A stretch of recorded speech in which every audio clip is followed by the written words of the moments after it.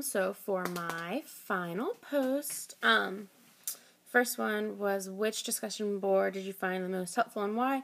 I went through and I was looking at all of them, and based on just the other questions that were asked, I didn't have a discussion board that was more helpful than the other, because I liked all of them. I liked being able to read everyone else's opinions and what they think of something versus what I think, and how they kind of mix together on a lot of them, and how different people saw things. So I didn't pick a discussion board that was the most helpful, but the article-wise, I really liked the one about all the drama methods, because I think that social studies it's a harder subject for a lot of students to learn, connect with, have an interest in, and just even the different styles of how they use the dramas. The students were so engaged, and I have those as reference for my future classroom. So I like that, and seeing how they were able to use it and how it worked. And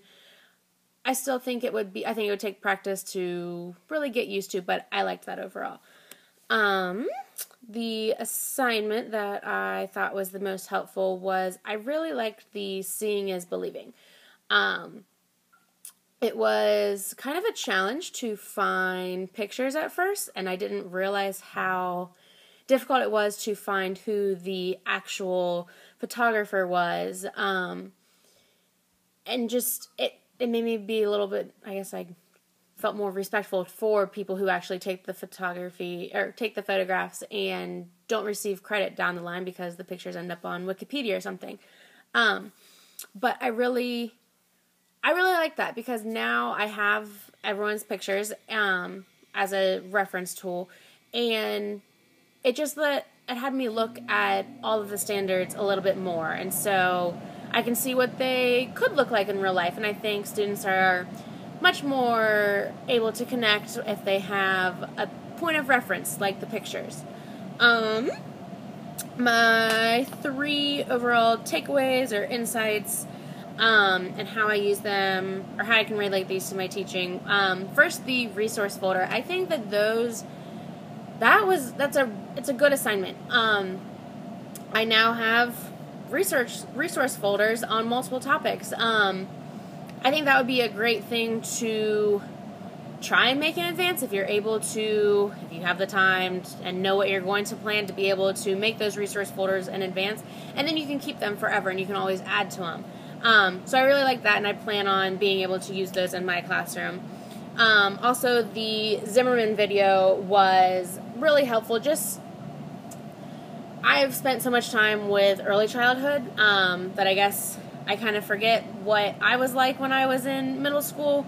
And just seeing all the group work and the discussions that they were able to have on real life world topics that are topics that most adults bicker over and can't come to an agreement on, and that the students were able to really look at all the different sides.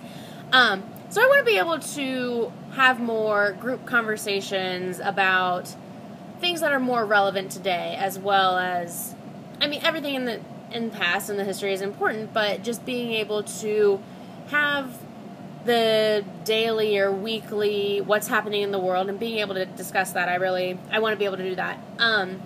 And lastly, just from the class, I learned a lot about the standards more. I hadn't spent a lot of time looking at the higher grade standards, so